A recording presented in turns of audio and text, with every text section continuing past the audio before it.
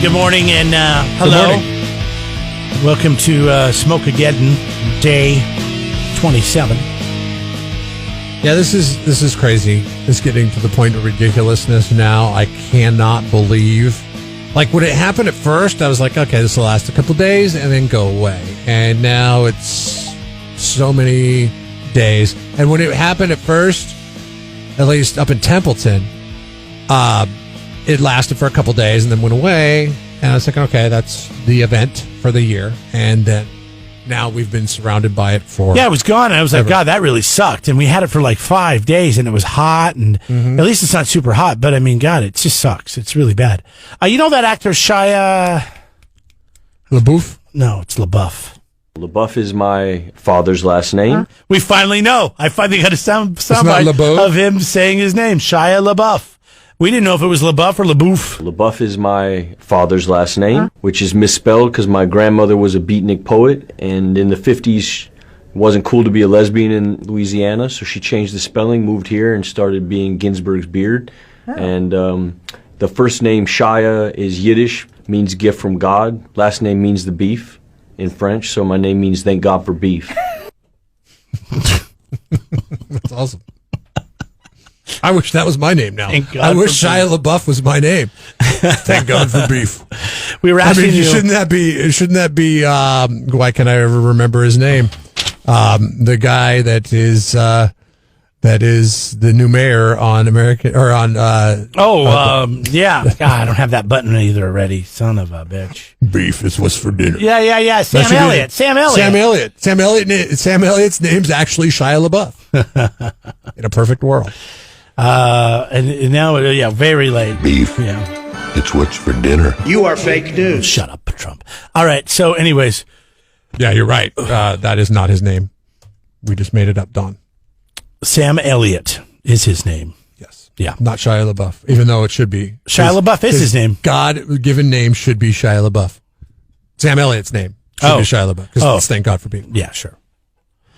We were asking When I see Shia LaBeouf, though, I think that's the guy that eats the least amount of beef in the world. Yesterday, what your favorite burger was, not from a fast food restaurant. We had a lot of great stuff. So if you're looking for a good burger, like the Flavor Factory in Morro Bay, which is over there by the Radio Shack and the... Did you go over there yesterday? Cookie Crock. And no, I have been there before, though. Somebody wrote that down. And Island Burgers. Anyways, Oso Libre has a burger that they do out at their winery. I guess I just drive in there and get it. I don't know what the deal is there. But there's a great list over on our Facebook page at Jeff and Jeremy. You can go over there and you can check it out. Jose's. Have you ever been to Jose's? No, I don't even know where it is. Neither do I. That's all they wrote was Jose's? Jose's. You've got to give some context to people. Where's Jose's? Come on. Is it bad that I think it's in Paso? What's it, a burger place? Yeah. Jose's. Now we have to look it up on Google? Come on. I mean, you got to give us more. Jose's. Is it Joe's Burgers? Jose's Burgers not coming up. Maybe it's Joe's. Wait, when you see it, it looks like Jose's. It's, let's see. It's the Wrangler from... Jose's Country Kitchen is... it's Jose's. It's at the truck stop in Welsona. It's Jose''S. That's Jose's. Jose's Country Kitchen? The Wrangler from Jose's. Okay, let's look at his menu. Now we have to look up the menu? Yeah, see if there's a Wrangler burger on there. He's even got a picture of it here. Looks pretty good. Thank you for writing in, John. And this could be good, actually. I'm guessing the Wrangler burger's got barbecue sauce and a onion ring on it. Is this, and if he is Jose, if this is the Jose's Burgers, this cannot be.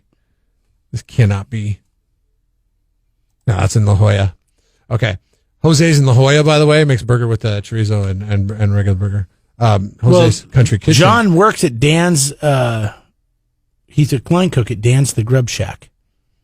Yeah. And he says this is the best burger. So he knows his stuff. He's also a former kitchen manager at Santa Maria. Hold on a second. This guy? John Winter. Yeah. John is a line cook at Dan's Grub Shack, and he did not say Dan's Grub Shack has the best burgers. He said some other place. He did. He said that it was Jose's. Delete that. Take that comment down. You got to take that comment down because he wrote it. I'm not going to take it down. You can't be saying, "Hey, this place has got the best burger." Well, maybe Dan comes to him and goes, "What the hell are you doing, man?" He's like, "Well, you got to step up your game, Dan. You got to get better meat." I don't know what he says. Because I've heard great things about Dan's Grub Shack too. Where's Dan's Grub Shack at? It is in the complex that used to be the Kmart in Atascadero. Now, who knows what's going to go in there? What would you put in there? I don't even know where that is. Is that over there by the movie theater? The other side of the freeway from the In-N-Out. Oh, it's over there? Mm-hmm. Oh, okay. Oh, my boat place is over there. Anchor down. What would you put in there? I don't know. That seems like no man's land to me out there. Kmart. Buffalo Wild Wings. What they did here in Arroyo Grande, yeah, it's for you, it's always Buffalo Wild Wings. I'll put Buffalo Wild Wings in it. No, I wouldn't do that. Trader Joe's. Trader Joe's would be good up there. That wouldn't be bad. Well, there's one in Templeton. Not Get out of that away. Templeton parking lot, though. But Trader Joe's, I feel like Trader Joe's is so Trader Joe's that it wouldn't be caught dead in Atascadero. You know. I don't know why people feel that way. Trader Joe's to me is just, maybe it's because I go to the one in the 5 cities. It's a bunch of beach bums. It's the bunch of granola weirdos that bring their own bags. I never bring my bag. They're like, do you have your own bag? I'm like, nope. They give you a look. Paso people would never drive all the way to Atascadero to go to Trader Joe's, but they definitely drive all the way from Paso Robles to Templeton to go to the Trader Joe's because it's in Templeton. Yeah, so I don't know what would go there. Maybe a burger place. In the Kmart? How big is that burger place? Oh, wait, somebody told us about Dan's Grub Shack before. Don't they do a lot of weird burgers? Yeah. No, okay, now it's ringing a bell. Dan's is a nice place. Yeah. That's why I think it's interesting that this guy, who currently is under the employ of Dan, says Jose has got the best burger. Is he looking to shop his services elsewhere? The Los Olivos Grocery Kobe Cheeseburger. Los Olivos? It's a little ways out of the grocery store? Los Olivos Grocery has a Kobe cheeseburger. It sounds like you need to get ready for a burger tour, Jeremy. Hit that burger tour. I like burgers, as long as they're good. Burgers from Los Olivos to San Miguel. Have I ever told you about the one out at Lopez Marina at the bar there? Is it Salty's? No. What is it called? Fishin'? No, it's some, I can't remember the name of it. It's got some catchy little name. They do a nice burger out there. It's on a very soft ciabatta bread. Probably comes from Mendes. Anyways, you can let us know. Our Facebook page at Jeff and Jeremy. It probably comes from Mendez. Edna's. Oh, Edna's. Okay. Edna's Bakery. Okay, I was like, what's Mendez? He's a guy. He works at Edna's. Mendez makes this great. He knows Jose and Dan. Wow. Jeff and Jeremy in the morning. Jeff and Jeremy here online, KCOZ.com. I know you've said from time to time that your father-in-law, who lives in very northern California, is in a very dangerous area for fires. They've had a couple wildfires come through there. And he's a heavy equipment operator, meaning he drives. Yes. He has excavators. He has a water truck. He makes his hay this time of year. I guess a lot of people... Although he's on vacation right now. I don't know what the hell for. And I don't know up there in Jefferson if they do this, but a lot of people have, in California, are going out and buying their own fire trucks to protect their land. And a lot of people are... That's why he has a water truck. A lot of people are upset about it. What we're going to see is people that are buying these engines with the best intentions in mind that are going to end up either losing their lives or killing firefighters who are responding to their homes to save them when they try to get out too late. Well, yeah. I mean, it gives people a false sense of security. People are going to be like, oh, yeah, there's a fire coming down the hill. I'm cool. I've got a fire engine. The problem is fire engines only hold so much water. Right.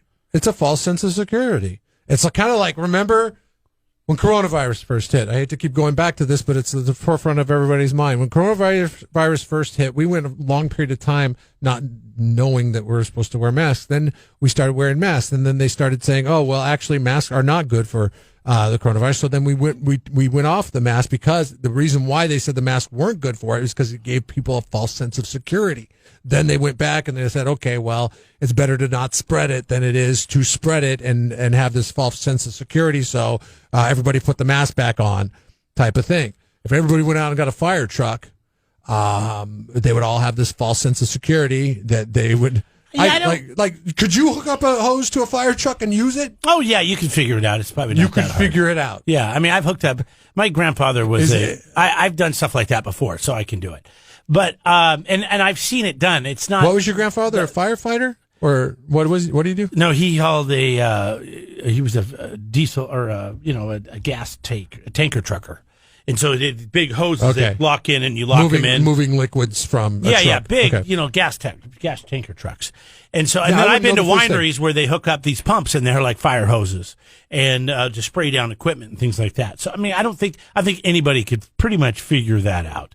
The problem is, I don't know if it's the best idea for preventing a, spread to your home. I think it'd be better to take this money, and I'm looking at a 2013 Peterbilt that'll carry 2,500 gallons of water, and they're wanting $70,000 for it.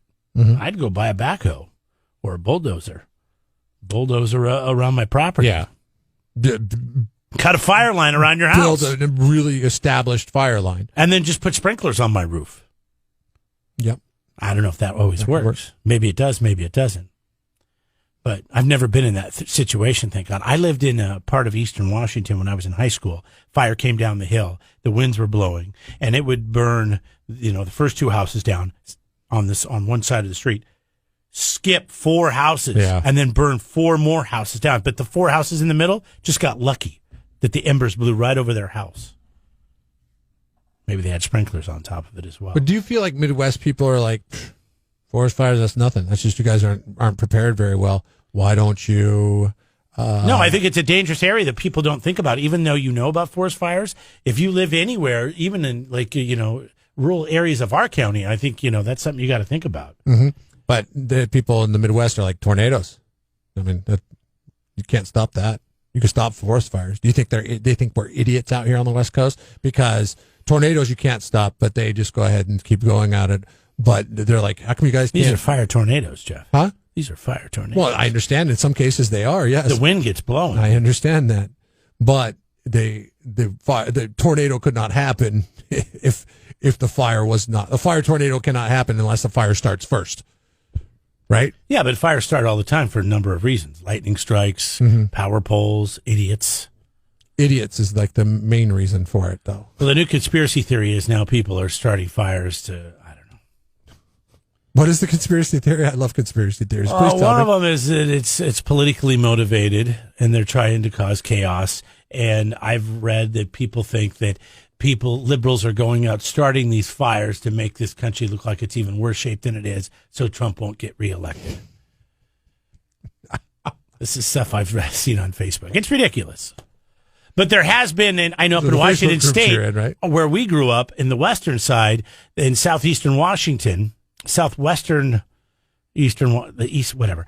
There has been some arsonists that started some fires down there. You know what? But those aren't these wildland fires. These are fires in neighborhoods. You know what, guys? We didn't used to have these. There's one direct correlation that you can make, and a lot of people like to use the climate control, so climate change, as a argument for it. But I don't believe that for a minute. Is we used to log forests for purposes of construction, and so you would have wood for your. We don't do that anymore? Well, we do, but we don't do it as much because of the environmental impact. But every time you try, the pendulum's got to swing. So then you overcorrect for leaving forests up, and then those forests don't get naturally thinned by things like fire events, and or they're not thinned out, then they're going to catch fire, and it's going to become a wildfire. It's funny because now they do all these raking underneath the forest, controlled burns in the spring when it's still damp out to try to help that. But you're right. It seems like it gets worse every year. This is the worst I can ever remember, and I don't know if it's because this is the worst. We're in the smoke. 3 million acres is a lot of acres. It's crazy. Wake up. Jeff and Jeremy in the morning. Well, it's September, and we're going to be in October. It's going to be time for Halloween here pretty soon. Right. It's time for Christmas, according to the Salvation Army. Yeah, no kidding, right? I mean, Christmas. Don't forget about Halloween. Halloween's important, even though, what are we doing about trick-or-treating this year with the whole thing? I guess it's funny. My wife was having a conversation with me over the weekend, and she's like, I feel like I get excited for Christmas and then realize that Halloween's coming and be like, oh, I got to do something for Halloween, and then get excited for Christmas again. So she's like starting to get excited for Christmas right now, but then sometime in the next 3 to 4 weeks, she'll realize that Halloween's there, go all in on Halloween, put Christmas on the back burner, and then bring back Christmas come November 1. I mean, Halloween and Christmas are the two most exciting holidays, aren't they? I mean, for me, they are. They're the two I look forward to the most. I like 4th of July. Because you like lighting stuff on fire?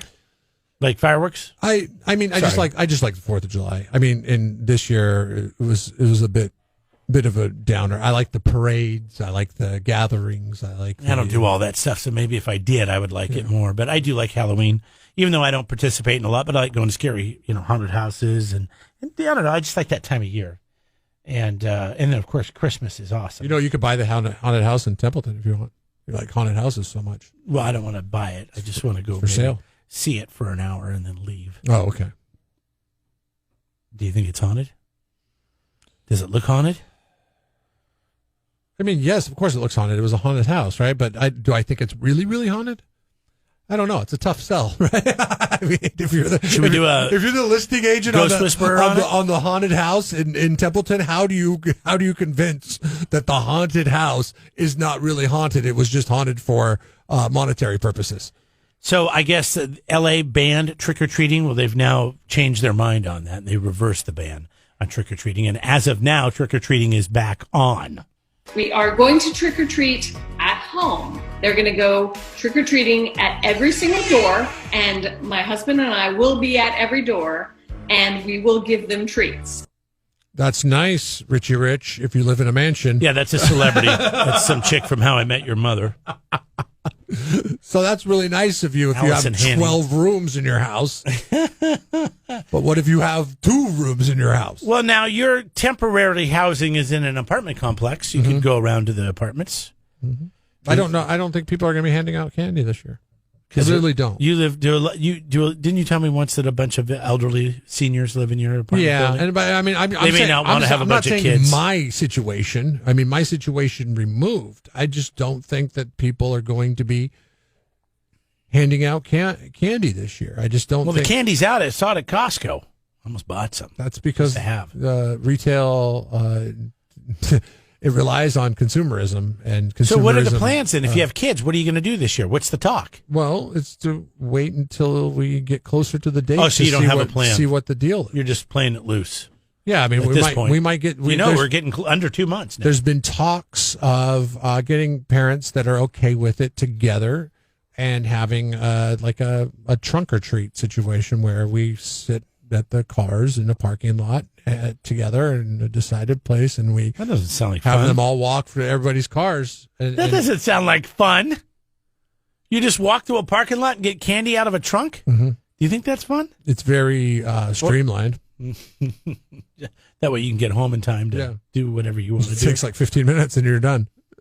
But I don't think that's fun for the kids, especially, when they got to go trick-or-treating last year. They have fond memories of it.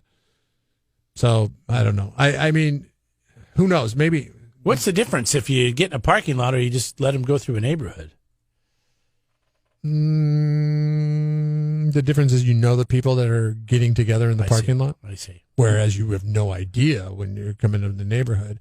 And I would imagine a lot of elderly, given the nature of coronavirus, a lot of elderly people not hot on the prospect of little germy kids showing up on their doorsteps. Right? No, I mean, get you hate kids, and you don't want germy kids showing up on your doorstep on a regular basis. I mean, why do you say that? Because you're not even an old. I close the gate and turn the lights off. You're not even an old person. I mean, so not to mention people like you, it's and the elderly who normally probably like little kids coming to their doors, but probably not this year because they could be delivering death. They could be the Grim Reapers.